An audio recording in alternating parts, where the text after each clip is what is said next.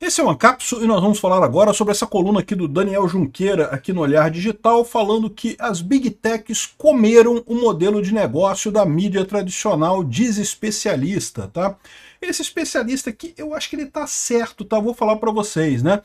A ideia, o que eles estão dizendo é isso, né? O que era, o que fazia o Globo ganhar dinheiro, a Folha de São Paulo ganhar dinheiro, a televisão, né? A Rede Globo ganhar dinheiro como um todo. Hoje em dia, esse dinheiro vai muito mais para as mídias sociais, para o YouTube, para o Google e coisa e tal. Mas mais do que isso vai para nós, criadores de conteúdo. Esse que é o problema que esse pessoal pensa nisso daí, né? Se você parar para pensar, eu ganho dinheiro aqui no YouTube, hoje eu vivo do YouTube, né? Não é um salário maravilhoso, não estou ficando rico nem nada, mas eu vivo do YouTube, o que é uma coisa bacana. E tem muita gente vivendo de mídia social, de criação de conteúdo. Alguns estão ficando ricos realmente, né? De onde é que vem esse dinheiro? De onde é que está surgindo esse dinheiro? É o dinheiro que antes ia para a Rede Globo, ia para a Folha de São Paulo, ia para o Estadão, ia para as mídias centralizadas, para a parte de anúncios, né? Agora não está indo mais tudo para lá, está indo agora um pouco para o YouTube e também para o Instagram, para o Facebook, para outras mídias também, para outras redes sociais também, para o X e coisa e tal, né?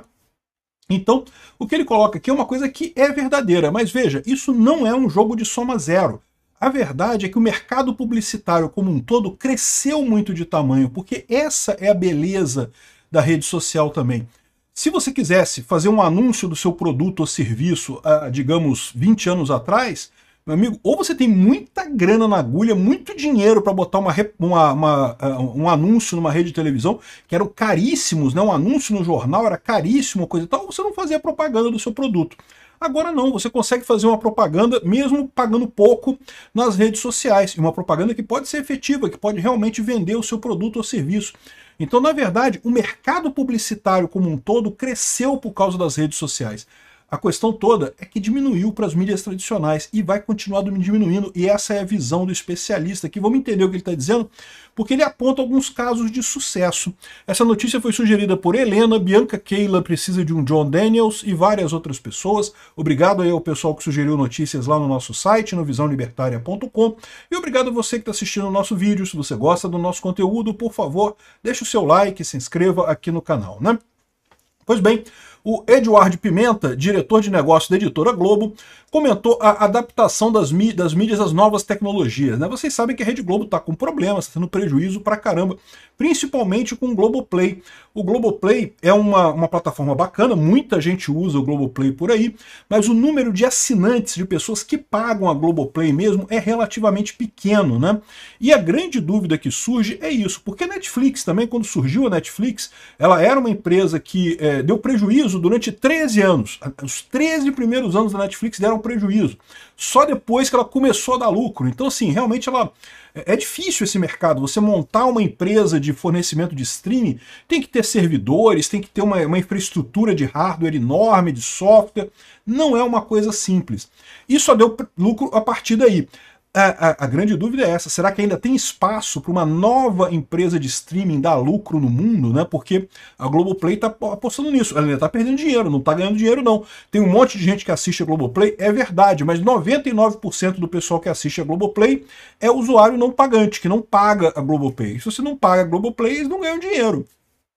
Em algum momento vão começar a ganhar dinheiro, vão ganhar com propaganda, vão ganhar de outra forma? Não sei, pode ser que chegue nesse ponto em que eles ganhem dinheiro com a Globoplay. Por enquanto, está tendo prejuízo, né?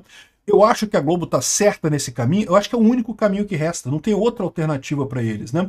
Mas no final das contas, o que ele coloca aqui é uma coisa interessante. Ele falou sobre um relatório vazado no New York Times, né? Então, o nome pomposo de Innovation Report, o documento foi redigido por um grupo de 40 executivos da empresa, comandado pelo Sulzberg, e criticava que o jornal não conseguia se adaptar ao ambiente digital. Ele disse isso, né? Então, a história toda aqui que ele está falando é um relatório que vazou do New York Times. O New York Times, para quem não sabe, é um grande jornal lá nos Estados Unidos, talvez o maior jornal dos Estados Unidos, e um dos que melhor se adaptou à era digital. Tá? O New York Times, de novo, não ganha mais tanto dinheiro quanto ganhava antes, mas ainda está viável, ainda consegue um monte de gente, já tem um monte de assinatura e coisa e tal.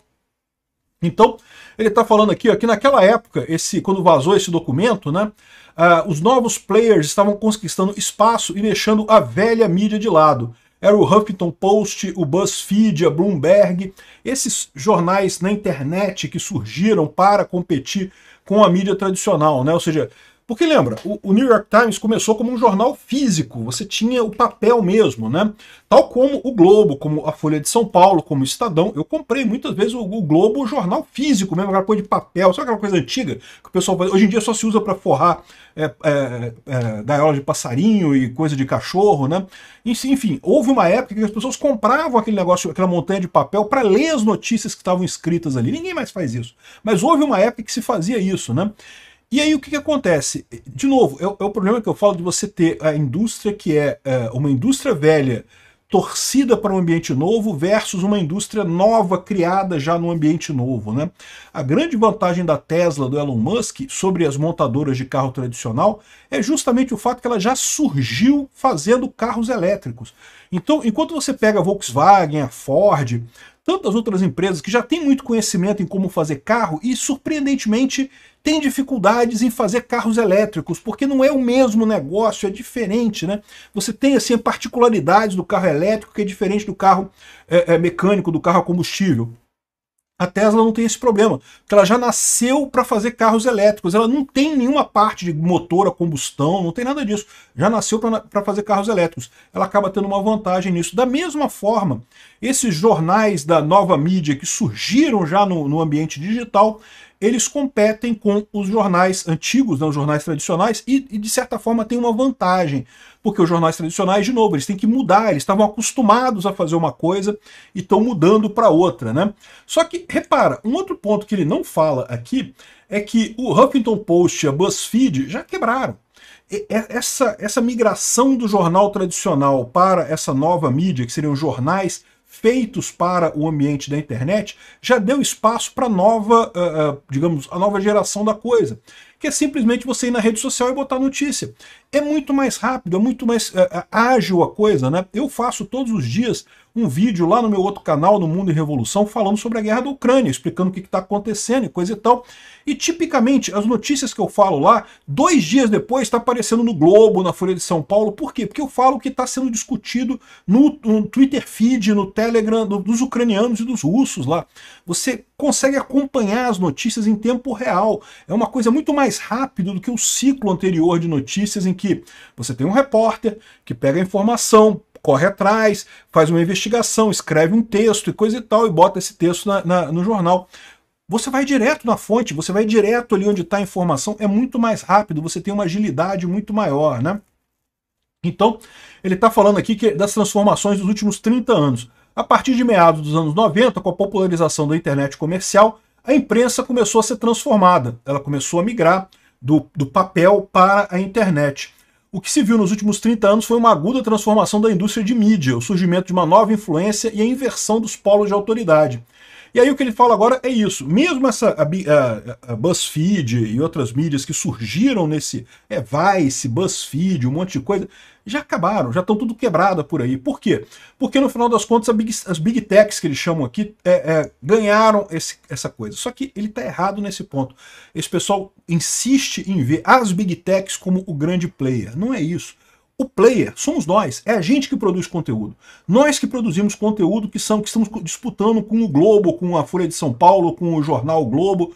É a gente que está fazendo isso, não é o YouTube. O YouTube ele dá, lógico, o caminho, né, da parte tecnológica, dá o suporte tecnológico e também, sem dúvida alguma, ganha algum dinheiro com isso. E é justíssimo que ganhe esse dinheiro, realmente é uma plataforma muito boa. Você pode ver aqui que os vídeos costumam tocar direitinho e coisa e tal. Pode ter certeza, montar uma plataforma igual o YouTube não é fácil. É o que eu estou falando para vocês. A Rede Globo está penando para conseguir montar a Globoplay, porque você tem que ter um investimento em servidores, em banda, em capacidade de internet, microserviços e não sei o que lá. Aqui, ó. O fato é que as Big Techs comeram o mercado de negócios de diversas indústrias. Esse é outro ponto também, ele tem razão nisso. Não foi só da mídia, tá? Comeram o mercado de um monte de gente. Hoje em dia, a quantidade de gente que tem lojinha no Facebook, cara, tu não tem ideia. Um monte de gente que vende, compra bugiganga direto no Facebook, tem a lojinha deles ali, vende e compra e coisa e tal. E caramba, e tá competindo com lojas formais que tem aí por aí. E ganha muito, porque né, você consegue ter muito acesso ali. E não foi diferente com a mídia, né? 90% do bolo publicitário mundial está na mão do duopólio, o Google e a Meta. O Google e a Meta, e você tem que colocar aí também o X, tem outras empresas que estão aí, mas a verdade é essa, né? É o YouTube, o Google e Facebook e Instagram, são os grandes jogadores nessa história toda, né? O resto, os jornais tradicionais estão brigando pelos 10% que sobraram. Aí, ou seja, a mídia mudou de mão, segundo ele. E ele fala justamente aqui depois que qual que é a solução que você tem, né? A solução que o New York Times deu foi justamente o modelo de assinatura. Então, você pode ter a assinatura do New York Times, o que, de novo, é uma coisa meio questionável, tá? Porque o que eu falo para vocês, a assinatura do New York Times vale só quando você quer ler as notícias de opinião deles. Porque para você ter a notícia em si, você não precisa do New York Times. A notícia não tem peso mais hoje em dia, não tem mais custo hoje em dia. Você consegue a notícia no feed do seu Twitter, no feed do seu Facebook, no seu Instagram, você não precisa mais pagar pela notícia. O que você paga é pela coluna de opinião e coisa e tal. Eu assino o New York Times. Por que eu assino o New York Times? Aliás, eu passei a assinar um monte de jornais online, né? Porque o pessoal coloca link lá no canal, no meu site lá no Visão Libertária, e vocês sabem, eu sou da área de tecnologia, eu costumava correr atrás de contornar os paywall e coisa e tal, mas eu percebi que eu estava perdendo muito tempo com isso. Eu às vezes gastava horas para contornar o paywall de um jornal, para poder mostrar uma notícia, para poder falar sobre aquela notícia. Quer saber, no final das contas, eu tô trabalhando aqui, eu tenho que fazer o meu negócio, eu tenho que produzir notícia rápido, eu tenho que fazer a coisa rápida, eu não posso ficar me dando ao luxo de ficar tendo que quebrar cada paywall e coisa e tal. Eu assinei, mais barato, no final. Não é tão caro essas mídias desse tipo, né? Então, essa é a situação. E o que ele falou que o New York Times conseguiu se manter por conta disso. Ele hoje em dia é uma empresa que dá lucro, não dá tão lucro quanto dava antigamente, mas dá lucro ainda, e esse seria o caminho para o resto do pessoal, né? Eu tenho minhas dúvidas, tá? Porque é um caminho difícil isso, né? De novo, o New York Times tem essa coisa de você ter que pagar para ver só colunas de opinião. Notícias você não paga, porque não faz sentido. Notícia todo mundo tem, né? As colunas de opinião é que você tem que pagar para ver, que é também o que eu faço aqui. Se você parar para pensar, o que eu faço aqui é dar minha opinião sobre o assunto, né? A notícia em si, se você quiser procurar na internet, você já acha as notícias todas aqui. São os dois valores que eu agrego para o pessoal que assiste o meu canal. É a editoração, eu escolho as notícias que eu acho que vocês vão gostar de ouvir, e a opinião em cima disso. O resto, a notícia em si, eu sei que não vale nada, já tem na internet aí, né? Enfim, ele dá aqui algumas dicas para essa história, falando sobre agir estrategicamente, antecipar mudanças. Isso aqui é papo de consultor, meu amigo, não tem nada isso daí. Reconhecer o que não funciona e evoluir. Isso aqui eu acho que é uma dificuldade do pessoal. Eu vejo isso aqui como uma coisa que tinha que ser feita num patamar maior, né? Por exemplo, ainda hoje o pessoal briga com o negócio de propriedade intelectual. Não porque você usou o meu texto e copiou o meu texto e não sei o que lá e copiou... Cara, para com isso, acabou, gente, esquece isso. A internet é essencialmente libertária. O pessoal copia meus vídeos direto. Tem um monte de canal meu, um monte de canal que não é meu, que é de outra pessoa, que pega os meus vídeos e replica os meus vídeos. E eu não tô nem aí. Por quê? Porque propriedade intelectual não existe. Não existe, não adianta. Você vai estar brigando contra o vento, vai estar brigando contra a maré. Não adianta, são forças irresistíveis da economia, né?